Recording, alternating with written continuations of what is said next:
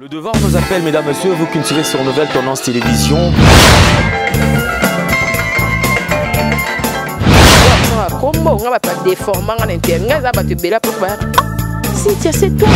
Avantage de la spiritualité, que la spiritualité est tant qu'ils allaient pouvoir absolu.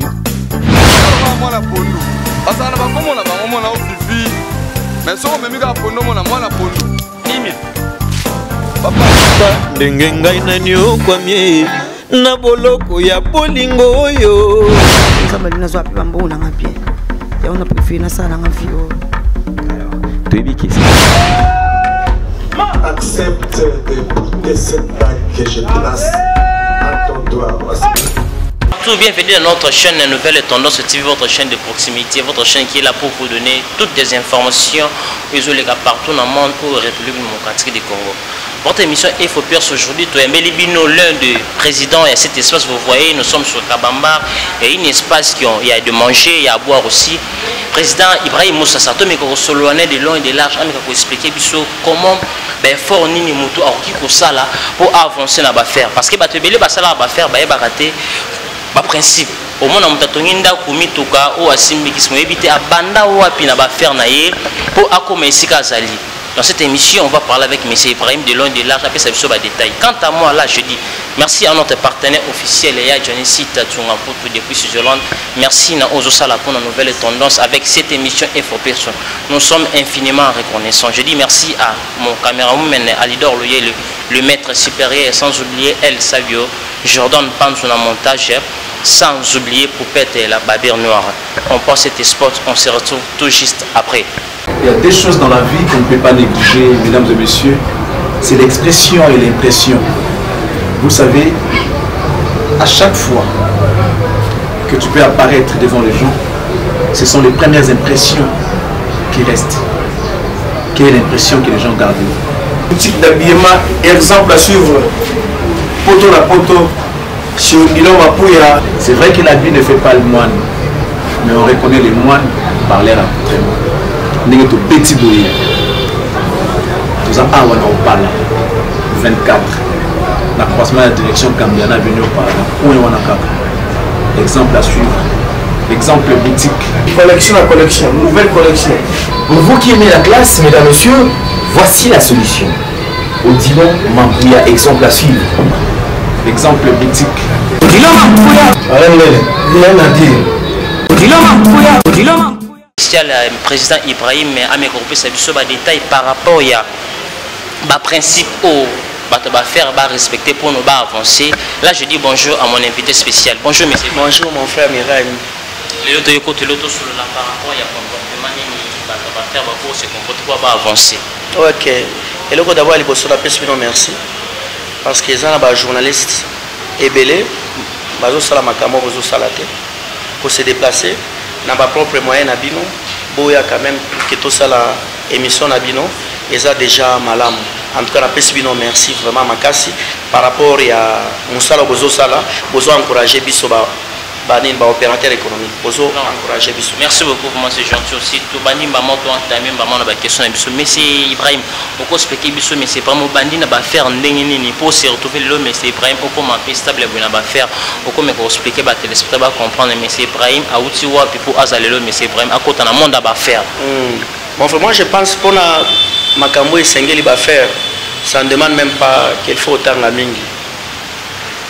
Ils apprennent d'abord la discipline. Comme Nalobela qui l'autre fois, Ndenge Ezawa na mon frère Naouti tellement musika, Naouti vraiment musika, ce qui est là mon temps qui comme on a peut-être Nanzela, à mon IBM business, à occuper peut-être à Lulinga, IBM business quand même na sali comme on a Barumbu, mon trion sera de qui à mon IBM business à Ebike, c'est lui le patron. Mais Ngasko qui patron dans un antina nangote, problème nanga Eza d'abord Moussala. Vous comprenez que na outi tellement musika na maman ou abotinga ou frère qui a tikinga na âge à 7 ans. Mon frère, il a une facilité pour nous s'en sortir. Pour vivre sans maman, il a une facilité. Monika, papa nanga, mon père, il est jeune, il a peut-être à croiser ma beau côté. Il est obligé de faire la moi sur mon sous. Alors par rapport, il y a moi si pas bala qui comme maman qui est malade, mon frère il a une facilité. Na collé la condition difficile. Il y a un des permettra vraiment naïba kuluka na vie avant l'âge. Et déranger qui va être noté parce que et déranger quand même. Et déranger quand même. Et déranger qui j'étais obligé. Il y a ça la formation et belé. Il y a kuluka mbongo. Pour que na futa minerval nanga na mi fouter la classe parce que mon frère pour vivre sans parents les a facilité et déranger quand même ok par rapport à la vision nanga ils a vision au nga na kanela qui était na bandeli Ok. Alors eloko wana tellement epesenga courage makasi ya koluka na vie. Yangwana lelo oye komona ke na Kinshasa awa. Si je ne me trompe pas, c'est depuis 97, 96, 97 dans Kinshasa. Nabandi ko travailler avant d'abord na sala IBM business. Nabandi ko travailler na Usini, groupe Usini. Groupe Usini eza na Brazzaville.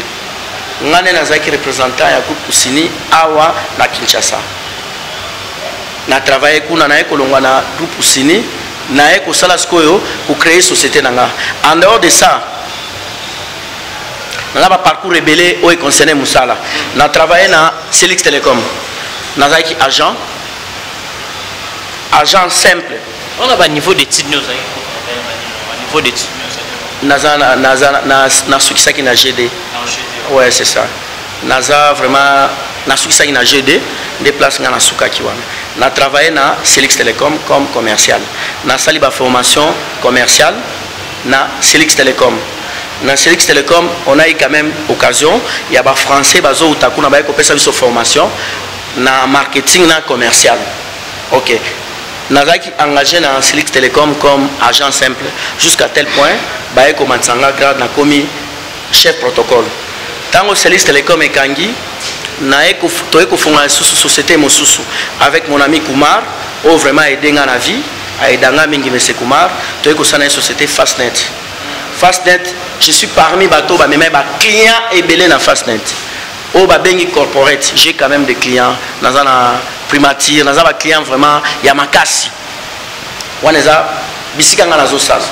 Ok. Donc toujours voler toujours, M. Ibrahim, toujours voler. Est-ce que pour ça va faire bien, il faut toujours ça l'habitude ou pour ça l'habitude tout ça? Je ne pense pas. C'est vrai, il faut quand même autant parce que à l'université, ils ont ouvertir un monde.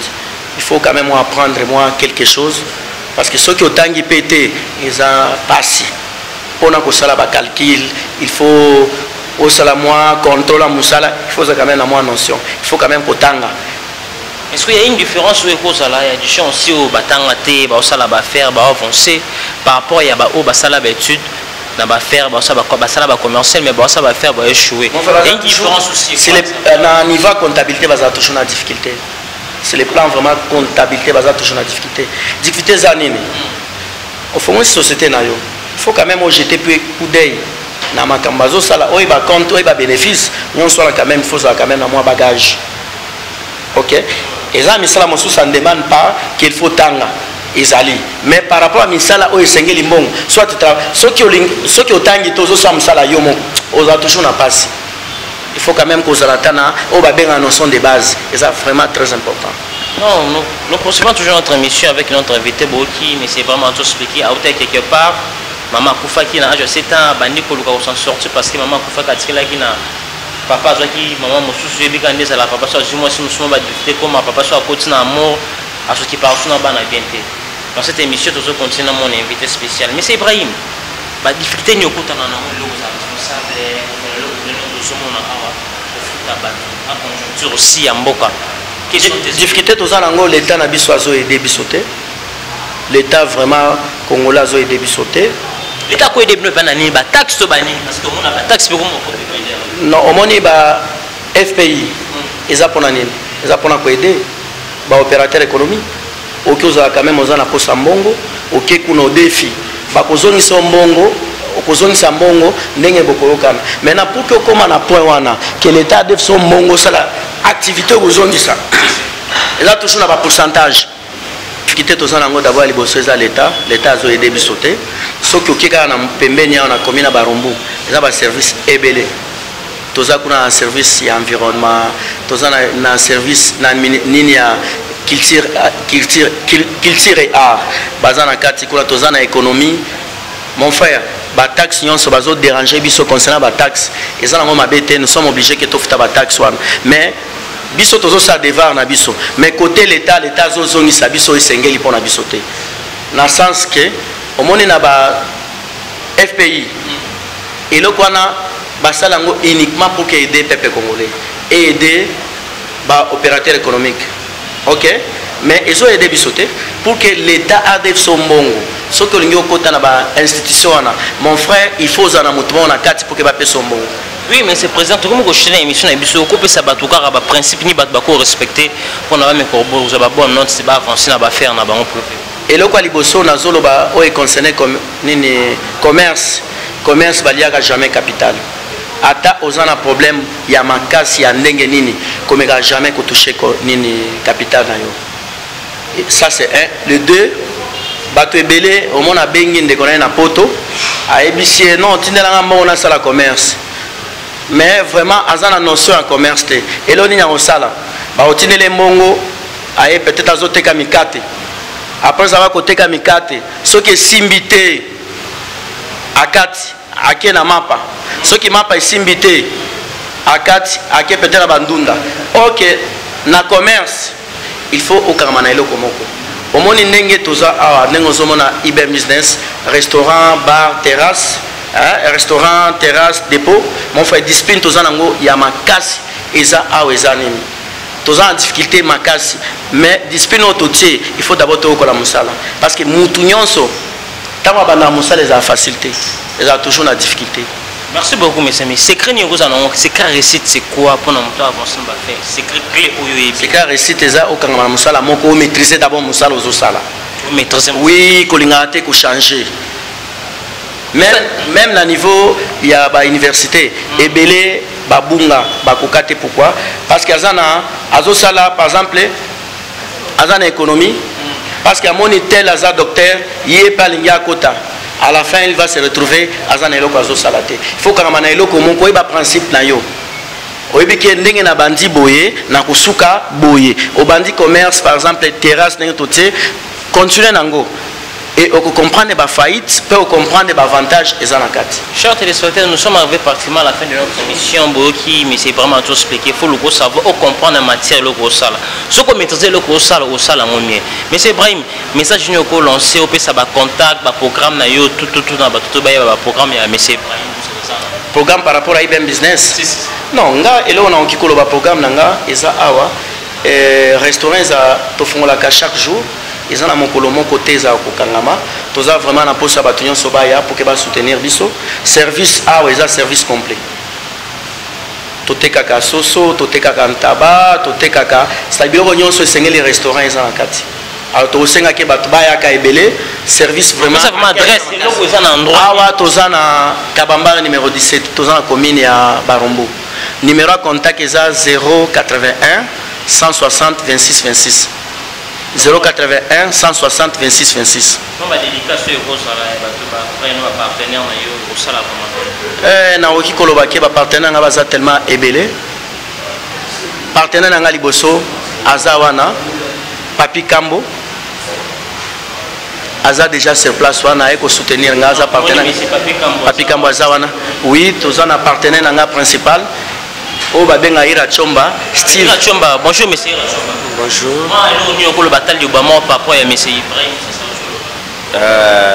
Monsieur Ibrahim azanga pungai aza idole alakisanga makambu ebele nazalaka moningai natangi koleka ye miye azaka référence nanga po bilo muso abimusanga ipa nangai na comprendre kango te mais merci beaucoup, chers téléspectateurs. Nous sommes arrivés pratiquement à la fin de notre émission Info Perso. Quant à moi, là, je dis merci à mon personne qui a soutenu toute l'émission dans la Christelle Bola. Moi, Napoto, il y a Christelle Bola, femme d'affaires depuis Paris. Tout ça, la rendez quand je dis merci à Stéphanie Bala depuis Luanda, Empereur, Joël et Mackenzie et Niki Chacho depuis Luanda, Chota. Sans oublier Yannick Kani, Royal Thème, l'As du cœur, Maman Chloé. Et je n'oublie pas Rachel Thème du Captain, Rite Kapinga, R10 depuis Luanda. Full boss, Serge Tata Kibokolo, sénateur Paulo Tidulu. Merci à Ozo Sala, l'émission Info Perso King, Slova, mon ami l'international depuis Luanda. Bordik Matad, je vous salue tout le monde. Sans oublier Christelle Bola, femme d'affaires. Depuis Paris, moi, je suis moi aussi à l'équipe Bitabenelengi. Nous sommes amiral avec cette émission. Et faut personne, nous sommes infiniment reconnaissants. Je dis merci à Alidor lui et derrière sa belle caméra. Maître Tramo, merci à Moussalo Sala, merci à confiance, et sans oublier Alain de l'espère, merci à confiance au PSA Amiral pour la FO Perso, mais c'est Ibrahim, mon clé n'a pas souko qui clé, l'autre parole à souka na okikoloba, n'a pas si vraiment merci. Nzamba Pambolabino, ce n'est pas vraiment n'importe qui à okiko se déplacer pour qu'il y ait na bisika nanga tout ça la émission oyo. Boza déjà la volonté makasi vraiment. Eza batonyon sauté. En tout cas, na pesi vraiment mbote makasi na messe amiral na cameraman na biso azali bosali dor luyeye. En tout cas, Nzambe a Pambolabino makasi. Vraiment par rapport à Moussala Obosali. Je pense que prochainement, peut-être les autres Sali émissions, ils concernent IBM Business. Prochainement, tu as émission, ils concernent Fondation Green Life. Parce que c'est les plans sociaux, tu as paix social, tu as un bateau, tu as encadré, na Menkao, comment, tu as activité ébélée. Ouais, c'est un peu ça. Merci beaucoup, nous sommes arrivés pratiquement à la fin de notre émission. Chers téléspectateurs, abonnez-vous mensuellement sur Nouvelles Tendances TV, votre chaîne de proximité. Abonnez-vous aux détails. Il y a une émission sur FO Perso et aux réalités, aux vérités. Je dis merci encore une fois de plus à une femme d'affaires, Christelle Bola, femme d'affaires depuis Paris. Mon apôtre est moi aussi à l'équipe Itabénélène. Des clients spéciaux à toi. On se retrouve à la prochaine numéro. Bye.